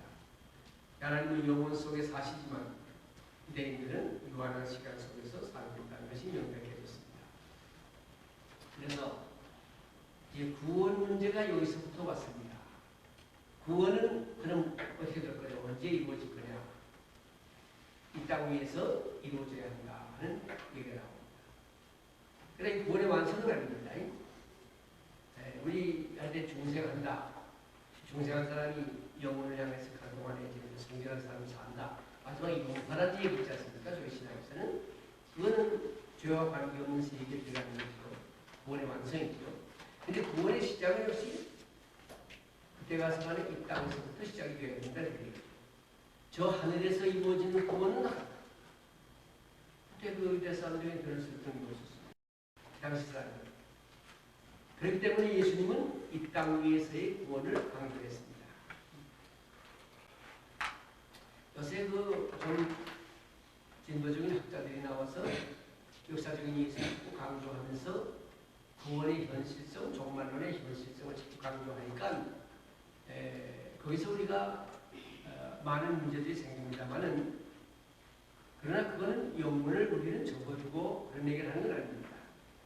그렇지만 구원이 이루어지는 장소는, 시작되는 장소는 저쪽 피하는 세계는 아니죠. 죽은 후는 아니죠. 하늘나라에서가 아니라 이 땅에서 이루어지는 것입니다. 그것은 미래가 아니라 현재입니다. 바로 지금입니다. 저는 부활절을 설교할 때 그 느끼는 건 뭐인가 모릅니다. 우리 믿는 사람에게는 죽음이 없다. 부활입니다. 요한복음에서 라사로 살린 다음에 예수님이 그랬죠. 살아서 믿는 사람도 영원히 죽지 않는다. 그럼 우리에게 완전히 죽음이 없다는 말은 뭔가 하면 내가 죽은 후에 원래 본 문제가 아니라 그건 이미 얻어나오고 여기에서 죽기 전에 살아있어서 예수를 믿고 구원받은 사람에게는 영생은 약속된 거 아니겠습니까? 이때 이렇게 현재라는 거예요. 바울 선생도 이것을 강하게 강조했는데, 보라, 지금은 은혜를 받을 만할 때요. 지금은 구원의 날이로다. 그래서 우리가 너무 지나치게 전에 자꾸 피안의 세계만 강조하고 미래의 세계만 자꾸 강조했기 때문에 현실을 자꾸 외면했지만, 그러나 현실에서 구원이 이루어지지 못한다면 사탄과의 현실 싸움은 우리가 약해집니다. 내 구원을 받아서 하나님 나라가 내 마음에 이루어져야 사탄과의 악과의 싸움이 강해지지. 그렇잖아요. 뭐 하나님 믿고 있는데 우리가 강해지기가 없지 않습니까? 예수님은 그래서 그가 가르친 기도문에서도 하나님의 뜻이 하늘에서 이루어진 것처럼 땅에서도 이루어집니다. 그 말은 그런 것 같습니다. 사실 그 묵시적인 종말론도 피안적으로만 이해되는 것은 그건 잘못된 겁니다. 종말론은 이 세상을 도피하고서 하늘에 올라가서 구원을 얻는다는 것을 기대하는 종교는 아닙니다. 우리가 강하게 종말론을 얘기하는 것은 그것은 그 오메가 포인트를 무시해버리자는 게 아니고 현실이 에 있어서 종말론을 강조하는 이유는 여기서 구원이 이루어지고 사탄과도 싸우는 세력이 형성되는 것을 얘기하는 것입니다. 진정한 육신적인 종말론은 먼저 이 땅의 삶을 변화시켜보자 하는 운동이고 이 땅에서 구원을 이루고 새 시대 새로운 인간을 기대하는 종교 운동입니다. 이것이 마지막 종말론인 오메가 포인트까지 지속되는데 그동안에 강조된 것이 소위 이 생티피케이션 성결 문제였습니다. 그 다음에 이제 네 번째로는 이 종교에 대한 이해 변화가 발생했습니다. 그 바로 후기의 유대교의 특징 중에 하나는 바로 후기라는 말을 그 연대로 관여하는 문제 아까 제기됐는데 나중에 좀 더 여기서 연구하시기 바라고요. 그 특징 중에 하나가 종교 그 자체에 대한 문제 제기가 있었다는 겁니다. 종교가 오래되면 종교도 낡아진다. 오래되고 안정되면 고착되고 고착화되고 타락하게 되고 그 기능을 발휘할 수 없게 된다. 이건 일반 종교적으로 봐도 우리나라에서도 불교가 와서 그랬고 유교가 그랬는데 이제 기독교가 130년밖에 안 됐는데 가톨릭 한 200년 됐는데 요새 이제 늙어간다고 지금 얘기를 하고 있잖아요. 유대교도요. 전통적인 종교로서 많은 종교적 신념과 그 제2 절기들을 가지고 그것이 나날이 확대되고 있었지만은 그 종교의 효율성은 계속해서 조금만 그때 떨어지는 때입니다. 새로운 참 기독교가 탄생하게 된 경우가 있다고 지중해 연안의 세계 질서의 변화에 대해서 즉각적으로 반응하지 못하고 안전만을 추구하고 적절히 대처하지 못한 결과로 나타났습니다. 이제 몇 가지 말입니다. 이것을 에스라 4서에 보면요 이렇게 표현했습니다. 어린아이가 아이를 낳지 못하는 것과 마찬가지로 늙은 여인은 더 이상 아이를 낳지 못합니다. 아주 어린 시절에 애 못 낳잖아요. 노인들도 늙으면 아이 못 낳는다. 그렇게 내가 창조한 세계를 운영해 왔느니라. 그때 내가 물어 가로되 주께서 내게 기회를 주시니 주 앞에 말씀드리겠습니다. 주가 해야 합니다. 여기서 주께서 내게 말한 우리 어머니가 아직 젊습니까? 유대교가 아직 젊습니까? 그런 말을 보이죠. 아니면 그녀가 이제는 늙어가고 있습니까? 늙어오려고 원하잖아요. 주께서 내게 말씀하시기를 아이들을 낳은 여인에게 물어봐라. 그녀가 내게 말할 것이다. 그녀가 그녀에게 말하되 왜 당신이 최근에 낳은 아이가 이전에 낳은 아이와 같이 아니하고 체구가 작습니까? 그러면 그녀 자신이 젊어서 힘이 있을 때 낳은 아이들은 늙고 나이 들어 자궁이 쇠할 때 낳은 아이들과는 다르다고 대답할 것입니다. 그러므로 너는 너의 동시대인들이 너보다 앞선 사람들보다 체구가 작다는 것을 생각하라. 너 이후에 오는 사람들은 너보다 작을 것이니 이미 늙고 젊음의 힘이 소멸한 피조물에서 태어났기 때문이다. 이건 뭐이 본문은 극도로 독특한 표현을 담고 있는데 무슨 말하는가 하면요. 모든 우주 체계와 종교 체계가 탄생하면 성숙하고 그 다음에 노인이 되고 죽음에 이르러서 교체되기에 이른다는 것을 말하고 있습니다. 유대교는 이제 그만큼 나타났다는 겁니다. 우리 어머니 유대교는 이미 늙어버렸다. 더 이상 새로운 것을 생산할 수 없다. 따라서 새로운 것을 대체할 수밖에 없다. 그래서 이제 기독교의 그 배경으로서 유대교를 얘기하는 건데 그때 이제 기독교가 이렇게 탄생해야 된다 그 말입니다. 이건 뭐 짧게 여기 도해를 가시면 되겠죠. 그래서 저는 그런 얘기 많이 합니다. 불교가 같고 유교가 같고 기독교도 이제는 지나간다. 그래서 정중하게 말하는 사회 지도자들이 지금 많이 있습니다. 아직은 우리 기독교는 100년이 기초이라고 봐야 되겠죠. 그런데 요새 점점 기독교는 커지면서 우리 한국에서도 늙어가고 있는 건 사실입니다.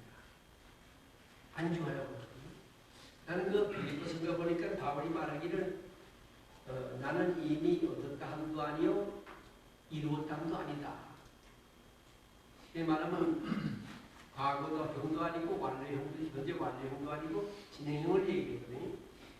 그것도 에베소서인가 보면은 그 믿는 사람을 성전을 묘사하면서 지어져 가느니라 그랬거든요. 그러니까 지어져 가는 것이 있는 교회가 아니면은 역시 늙어버릴 가능성은 있는 거죠.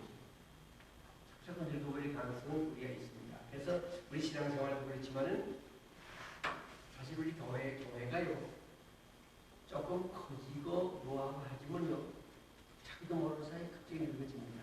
그때는 건물이 커지고 좋아지고 편해지고 신자가 많아지는데 늙은 것을 알지 못해요. 인식을 못해요. 그때는 그 교회는 실패하는 거예요.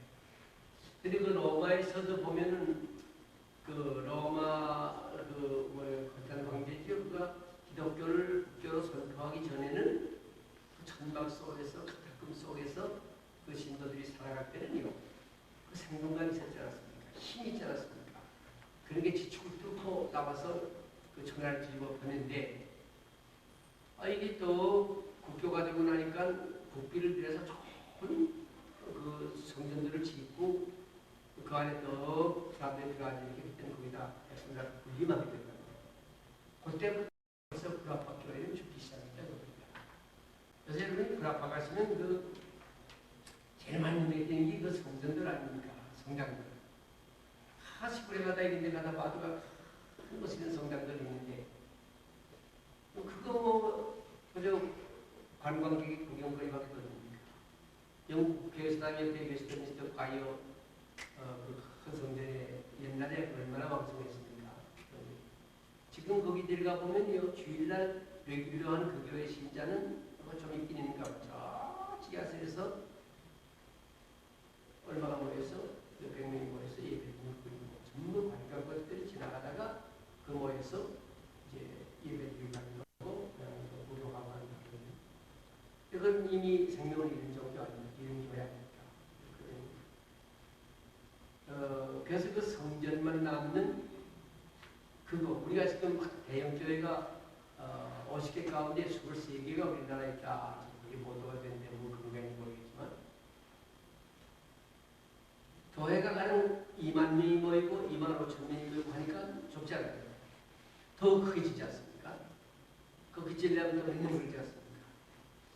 이것이 구라파의 교회를 상징해 본다면 언제까지 이것이 그대로 젊어서 왕성할 수 있겠냐는 그 소리의 사실. 저는 뭐 이렇게 모르겠습니다.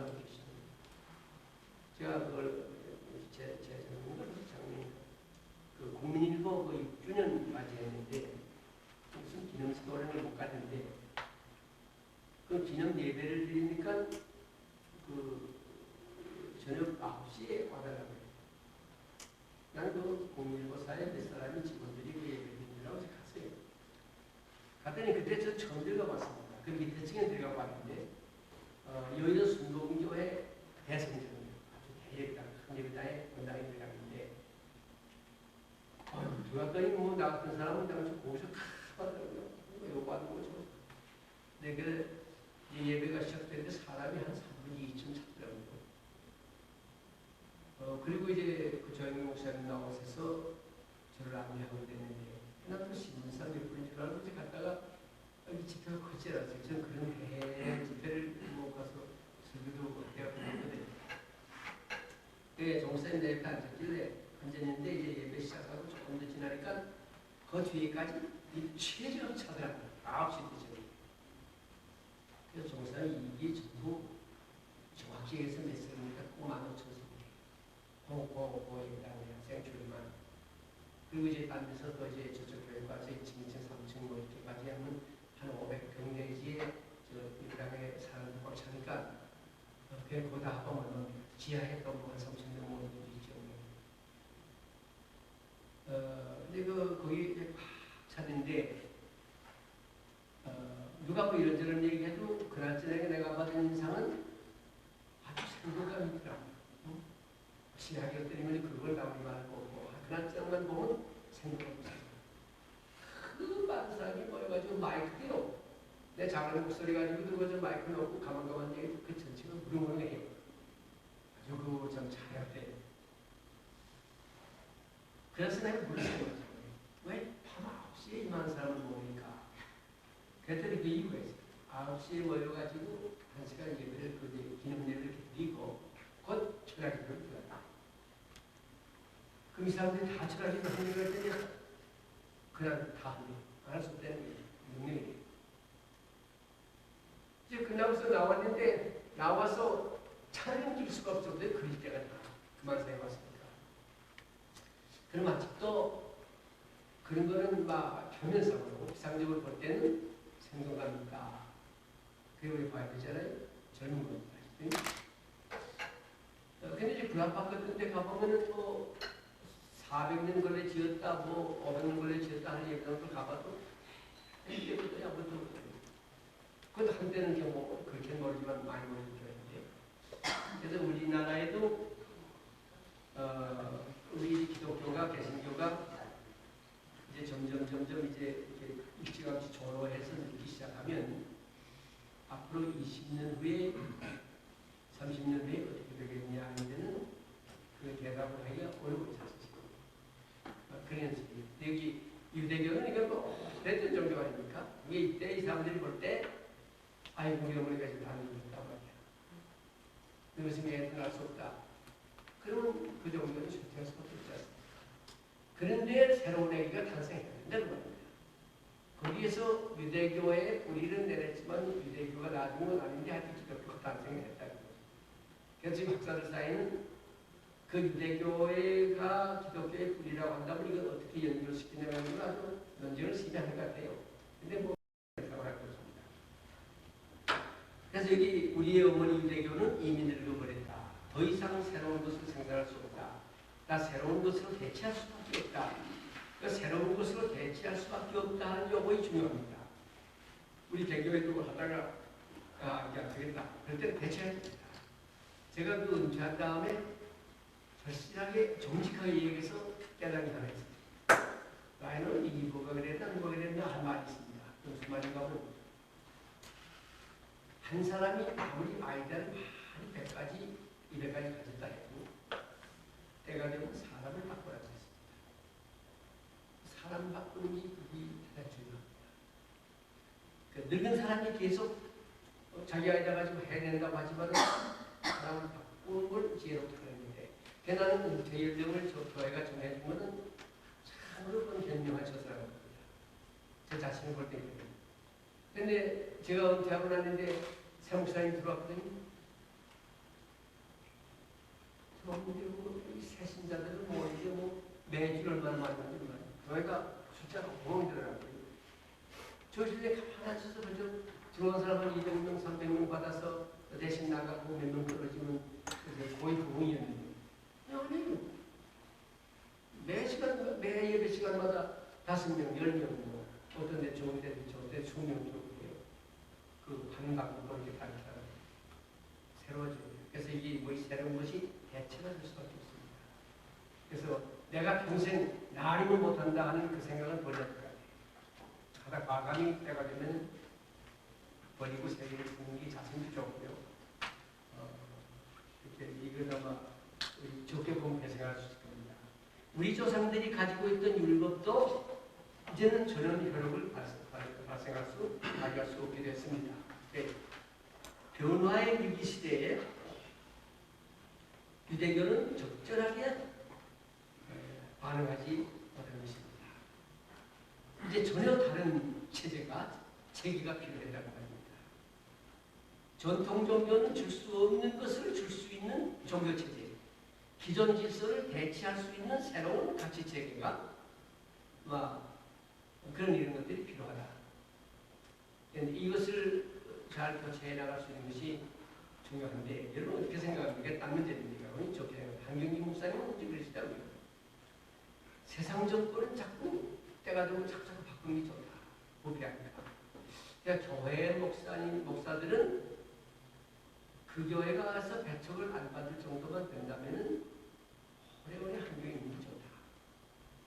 그분이 그러시거든요. 나는 그 말씀이 좋은 말씀 드리겠는데, 돌아다니면서 교회에 은퇴한 다음에 여러 이제 장로교하고 석석을 불교가 많이 가보잖아요. 가보면 아니 교회는 저렇게 빨리 바꿨으면 좋아. 그런 생각이 드는 때가 있더라고요. 그 왜냐면 여기에서는 목회에 성공을 못하는 목사가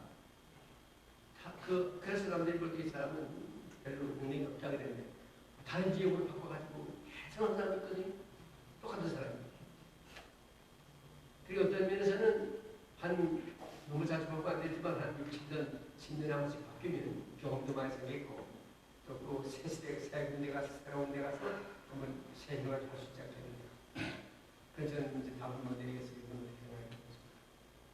환영을 끝까지 잘 받고 하는 게 좋습니다만 문제가 있고 크게 있고 배척을 한다든가 뭐 사건이 많을 때는 그 내가 있으면 해결을 했다 때는 한쪽이 물러나야 되잖아요. 근데 본인이 속도람으로 해결할 수도 있다. 이런 얘기지.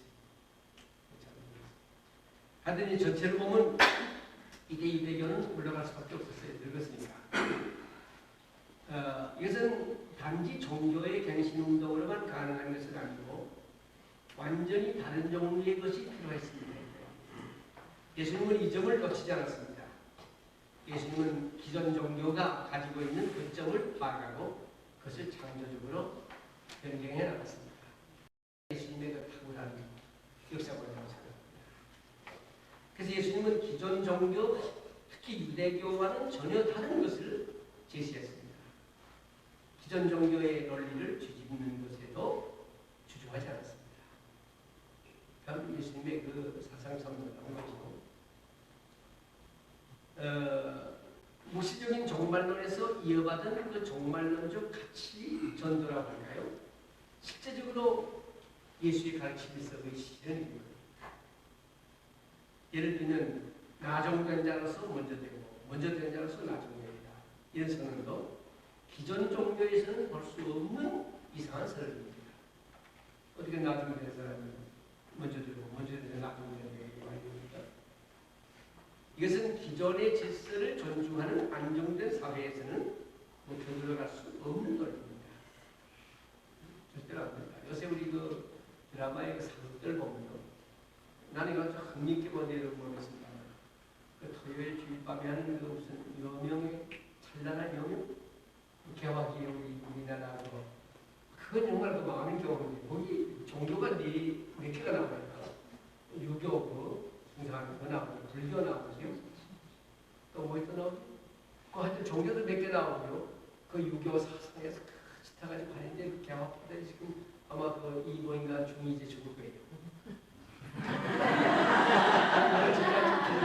멀리 죽게 됐어요. 그때 그것은 결국 나는 그전 못 봤지만 이제 성공으로 열매는 끼는 것 같고 거기 보면 서재필도 있고 그 안에 또 뭐 박용호도 있고 다 있고 김옥희 근데 아무래도 이거를 이 교체를 할 때에 그 뭐랄까요 재빠른 마음의 결정 그게 참으로 어렵다고 해요. 여러분도 이제 은퇴해 보십시오. 은퇴하고 난 다음에 가지가지 이상한 것들이 많이 나타납니다. 은퇴하고 나면 할 일이 없이 죽잖아요. 갈 데가 없지 않습니까? 그래서 이 교회에서도 또 이상한 게 생깁니다. 은퇴하자마자 자기가 할 수 있는 가능한 일을 새로 찾는 거, 새 그게 아주 시기다. 그래서 저희 원래 목사들 학교반 목사들이 다 만나면 그래서 어떻게 소리가 지금 우리가 소리가 지금 밥 먹고 산에도 가고 성경도 읽고 책도 읽고 글도 그러지요. 교회 어디 나가? 왜 없이 나가지요? 나갈 데 없을 건 왜 나가지? 사람들이 이걸 걱정하는데 제가 저 학교 없어서 그냥 완전 측은하게 보는 가운데 또 앞에 있지 않겠어요. 또 담임 목사는 이거 원래 목사 또 우태 목사 나와 앉으면 어딘지가 자꾸 짐이 된대요. 벌써 축제해 내버려버린다. 그럼에도 불구하고 우리가 나이가 들어서 이제는 교체를 해야 되겠다, 떠나야 되겠다, 그 후에 어떻게 할 때는 재빠른 우리의 그 새 시대에 적응을 할 수 있는 지혜가 우리에게 필요하다고 생각해요. 그걸 잘하는 사람은 그런 대로 말을 덜 듣고 살아요. 또 자기도 실망하지 않고 그걸 잘못하면 뭐 거의 문제만 일으키고 자기도 은혜 귀한 생활을 할 수밖에 없지. 또 여기 예수님께서 하신 말씀 중에 세리들과 창기들이 너희보다 먼저 하나님 나라에 간다. 이런 말씀도 이거 이해가 안 되는 말 아닙니까? 기존 종교의 생각을 뒤집은 거 아닙니까? 유대교의 교적인 입장에서 보면 세리와 뭔가 장녀들 이런 거 세상에서 있을 수 없는 죄인들인데 또 유대교에 속한 사람들은 다 의인들인데 이게 의인들보다 죄인이 먼저 하늘나라 간다니 그거 믿을 수 있는 말입니까? 그러나 예수는 종교 안에 있다고 해서 종교 안에서 생활한다고 해서 의인이라고 보지 않았지요. 오히려 종교 안에 있는 사람들이 하나님 나라에 들어갈 수 없는 경우가 많다고 봤습니다. 어떤 분은 그건 말이 모르지만 무신론자가 어디에 맞느냐? 교회는 즐겁다. 그건 우리가 믿지 않는 말인데 용납 안 되는 말이라도 그렇게 말하고 있습니다. 종교의 내재적인 가치를 중요하게 보는 것인데 무엇이든지 밖에서 사람에게로 들어가는 것은 이 사람을 더럽히지 못하되 사람이 안에서 나오는 것이 사람을 더럽힌다 그랬죠. 그래서 예수님은 외적인 종교적 행위를 중요하게 보지 않았습니다. 사람이나 종교나 그 내재적 가치를 중요하게 보고 그것으로 판단되어야 한다. 예수가 종교를 바라보는 시각은 다음 구절에서 설득력을 갖는데 또 가라사대 안식일은 사람을 위하여 있는 것이요 사람이 안식일을 위해서 있는 것이 아니다. 그랬죠. 또 종교가 사람을 위해서 있는가 아니면 사람이 종교를 위해서 존재하는가. 전통적인 종교, 특별히 오래된 종교는 종교를 위해서 사람이 존재하는 것으로 생각할 때가 많이 있었죠. 안식일을 위해서 종교가 존재하는 것처럼도 생각할 때가 많았습니다. 그것을 기독교는 거부했습니다. 종교는 사람을 위해 존재합니다. 요새 성수주의 문제 가지고요. 이 나라와 우리 그 기독교 어떤 단체하고 지금 싸움이 자꾸 있습니다. 왜 주일날 대통령이 정상회담을 가느냐? 안 되더라고요. 그 국무총리 이영동 총리한테 얼른 가세요. 그 안에 들어가는데 그 여자 문교부 장관 하였었죠. 그것도 한국에서 주일날 하면 안 된다는 거예요. 그래서 그때 나는 그런 얘기를 했어요. 그 주일이라는 건 성수주의라는 기독교 용어지 일반 사람 용어는 아니다. 불교도 용어가. 일요일에 왜 그걸 하느냐 그렇게 봤죠. 이영도 부총리가 그 말을 번역할게요. 일요일은 공휴일로 나라가 법으로 제정한 거예요. 온 국민에게 안식일을 쉬라고 한 거 아닙니까? 근데 왜 꼭 하필이면 이것저것 핑계해서 그 쉬는 날 하는 건 국민의 권리를 빼는 거다. 이걸 투쟁을 해야 됩니다. 그러고 나서 그 다음에 내놓는 게 우리 기독교에는 왜 우리 성수주의를 하는데 왜 주일날 모두가 시키냐. 우리 애들 예배당 교회도 못 오게 하느냐. 전 국민을 향해서 성수주의를 갖다 와서 내세우고 야단하는 것은 일반 신자 아닌 사람은 못 알아들거든요. 그래서 일요일은 법적으로 쉬는 날인데 왜 그걸 어기느냐. 이걸 대드리는 건 그런 이유입니다. 그래서 그 다음부터는 이제 성수주의 일요일을 바꿨죠. 그러니까 우리의 투쟁은 성수주의죠. 그렇잖아요. 이제 그런 것도 예수님의 그 말씀으로 여러분 어떻게 생각하나 모르겠어요. 우리 성수주의를 하지 않는 건 당연합니다. 그건 하나님께 예배하는 겁니다.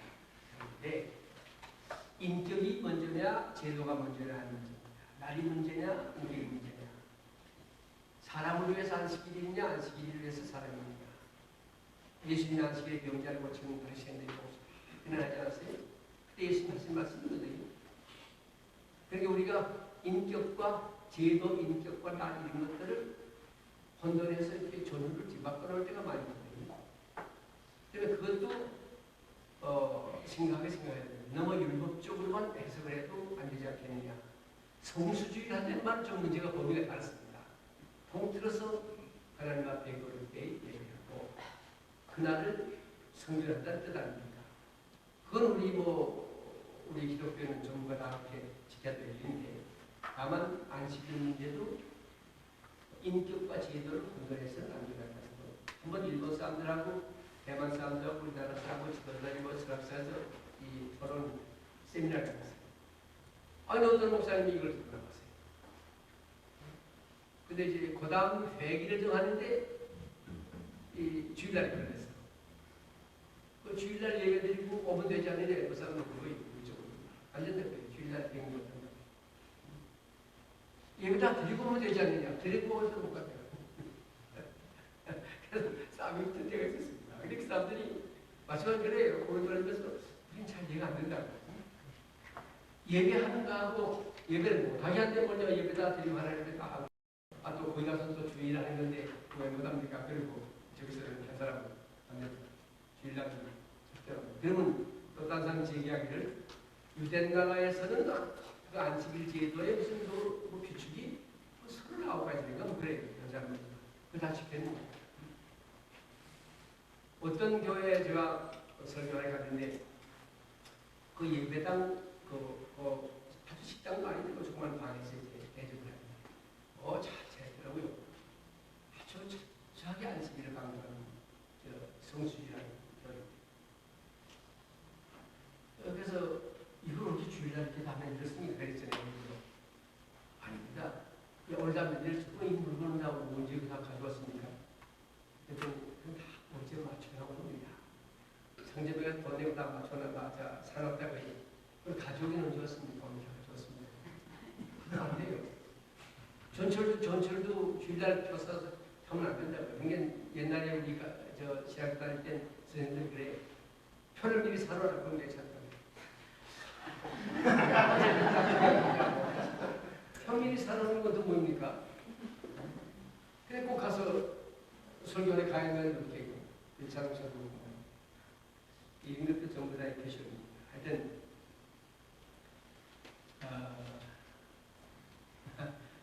이런 문제도 여러분께서 점점 종교가 들어갈 때 이런 그보다 마지막으로 한 가지 이웃의 문제입니다. 이건 조금 비교가 유대교가 가지고 있는 독특한 사상 중에 또 하나가 뭐죠? 선민 사상이죠. 선민. 하나님이 이스라엘을 선택했기 때문에 이스라엘은 원유민족보다도 무엇하고 앞서 있고 구원을 보장받은 민족이다. 이렇게 믿고 싶죠. 그러나 이러한 믿음도 바벨론 포로 부기의 지중해 연안에 흩어져 살게 되면서 다시 한번 생각하지 않을 수 없게 됐습니다. 온전히 맞습니다.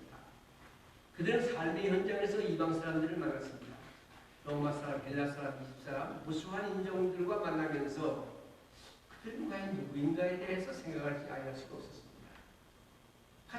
같이 지내는데 어떻게 이웃 같은데 구체적인 삶의 현장에서 그들을 만났는데 또 시장에서 만났는데 공공장소에서 만나고 이웃집에서 만나고 유대인들은 그들과 더불어 살지 않으면 안 됐습니다. 그럼 언제까지나 이방인들을 개취처럼 취급하면서 원수처럼 살아야 하는가? 유대인들 그렇지 않습니까? 선민이의 사람들은 전부 다 개와 같이 여기지 않습니다. 그렇게 산다면 생존 자체가 불가능하지 않는다. 여기서 문제가 생긴 거예요. 유대교적인 원리에 의하면 그들과 상종을 하지 말아야 하고 식사도 같이 할 수 없는 겁니다. 그러나 이것은 지중해 연안에 살아가면서 버리지 않으면 안 되는 신앙이고 말씀이었습니다. 이건 어떻게 할 거냐? 정의를 마찬가지죠. 여기에 예수님의 사랑의 원수 사랑의 원리로 이제 표현을 했습니다. 예수님. 그게 대답입니다. 너희 이웃을 사랑하고 네 원수를 미워하라 했다는 것을 너희가 들었으면 나는 너희에게 이르노니 너희 원수를 사랑하라. 너희를 기뻐하지 않으면 기도하라. 됐죠? 여기에 기독교는 단순한 이웃사랑의 개념을 확장하고 극복했는데 기존 종교에서 말하는 이웃사랑은 이제는 다 거의 퇴색이 됐습니다. 그때 와서. 그런데 그 이웃은 옛날 사람들의 이웃의 개념은 자기의 경계선 안에 있는 사람을 말하는 것이고 자기 민족, 자기 핏줄, 자기와 견해가 같은 사람들 또 자기의 경계를 설정하고 그 안에서 살아가는 것이 한계였습니다. 그렇죠. 근데 예수님 기독교는 그 경계선을 무너뜨렸습니다. 민족적 경계선도, 문화의 경계선도, 언어도, 인종도 다 떼어버렸습니다. 이게 예수님의 원수 사랑이거든요. 그래서 가장 극적으로 표현한 것이 바울이 넌 유대인이나 그리스도 안에서 하나이다 그랬지 않습니까? 기독교가 또 자신만의 경계선을 설정하려고 할 때 바울은 거기에 맞서서 싸운 사람입니다. 율법과 할례를 이방 사람에게 지우는 문제에 대해서 그는 복음을 걸고 싸운 겁니다. 그런 관점에서 해석이 되는데 갈라디아에서 보세요. 유대인의 선민의식을 겨냥해서 이런 결론을 내렸습니다. 하나님이 이스라엘에게 평강과 긍휼이 있을지어다 하였다. 여기서 바울은 유대교의 전형적인 표현을 쓰는데 이스라엘의 하나님, 하나님이 이스라엘의 하나님이라는 표현을 뒤집어서 얻어주고 하나님의 이스라엘이다. 하나님의 한국이다. 하나님의 미국이다. 그런 표현을 했다. 바울은 로마서에서도 특별히 강조했는데 하나님은 홀로 유대인의 하나님뿐이냐? 이방 사람의 하나님은 아니냐? 진실로 이방 사람의 하나님이 되십니다. 이것도 바울의 파격적인 얘기죠. 이와 같이 예수는 민족적, 인종적, 문화적 편견을 뛰어넘을 수 있는 종교적 창의성을 가졌는데 이러한 이유 때문에 예수는 유대교라는 종교적 한계를 뛰어넘을 수밖에 없었고 팔레스타인 지역이라는 지역의 한계를 뛰어넘고 세계의 보편적인 종교로 기독교가 자리 잡게 됐습니다. 그러니까 사랑이라는 것, 원수까지 사랑하는 사랑의 절정의 이름이요. 이런 모든 한계를 뛰어넘어서 모든 사람이 다 내 이웃이 된다. 그 아니겠습니까? 지금도 우리가 이거를 아주 율법적으로 유대교처럼 생각할 때가 많습니다. 어떤 우리 교회에서 목회할 때요. 제일 위험한 게 뭐냐면 목회자에게 누구는 우리 목회자를 잘 지지하는 사람, 누구는 목회자를 비판하는 사람, 자꾸 목회자 스스로가 당을 짓습니다. 이 경계선을 내립니다. 이건 절대적인 근본이다 목회자에게. 그러니까 장로님이 남아는 장로님이라도 저 문제를 일으킨다 하면 어떻게 하면 돼요? 그래서 목자는 젊거나 나이 많거나 간에 내 안에 있는 200명이고 500명이고 신자는 전부 다 공적으로 내야 합니다. 철저하게 보편성을 가져야 됩니다. 우리도 사람이니까 어떨 때는 그럴 때가 있잖아요. 그러나 아무리 저쪽이 잘못했다 할지라도 여러분 편견을 가진다 내가 스스로 내가 편견을 가지고 목사가 사람에게 치우치면요 무조건 목회에 실패합니다. 그래서 어떤 계층이 있든 간에 우리 목회자는 그 문제에서는 한계성이 없어요. 그거 참 어렵더라고요. 죄를 넘기고 그래서 그걸 해야 됩니다. 내 친구는 뭐죠? 일평생을 1년 이상, 1년 반이 최고래요. 그 이상 있어본 적이 없어요. 그 사람 지금 어려운 거 아니에요. 이분이 정직한 사람. 인물도 잘생기고 설교도 잘하고 지식도 있습니다.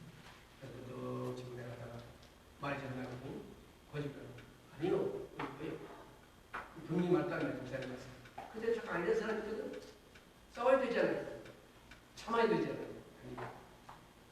그렇습니까? 좋습니다. 뒤에 가서 그날짜리 진짜 사람. 수십 번을 누나 때문에 그분이 지금 저 포틀랜드에 가 있어 내가 얼마 전에 이걸 전화 한번 주셔야 되니 지금 이 시대에 만신 좀 어서서 말하고 있어요. 그렇게 정직한 사람인데 절벽한 사람인데 정의로운 사람인데 타입을 못해요. 그건 우리 목회는 타입에서 무슨 죄지라는 건 아니에요. 내 양인 게 전부다. 때로 목사가 이 편견을 가지고 한계선을 스스로 만드는 그걸 목회십니다. 이것만은 우리가 분명하게 우리 목회 철학으로 가져야 된다. 그래서 기독교는 유대교의 한 분파로 출발했는데 예수는 유대교를 극복하고 새로운 형태의 하나님이라는 운동을 주도했습니다.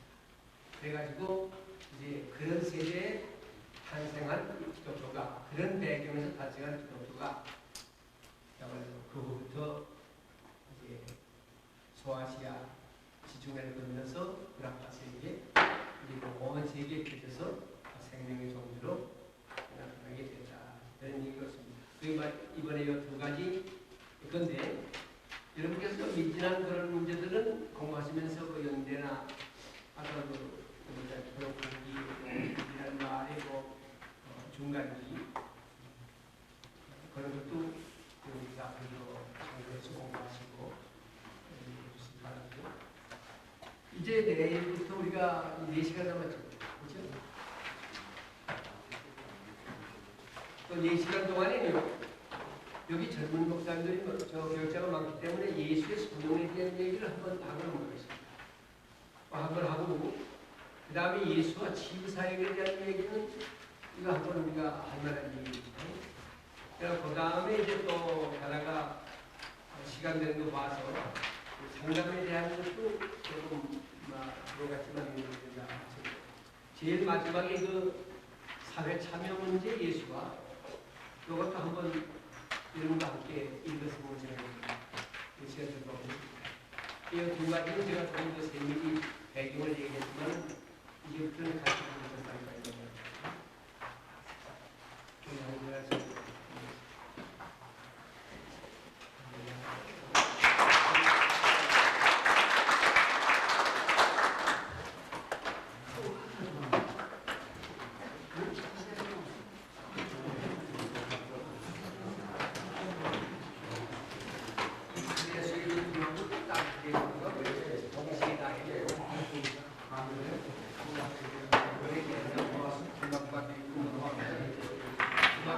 다 고맙고 나가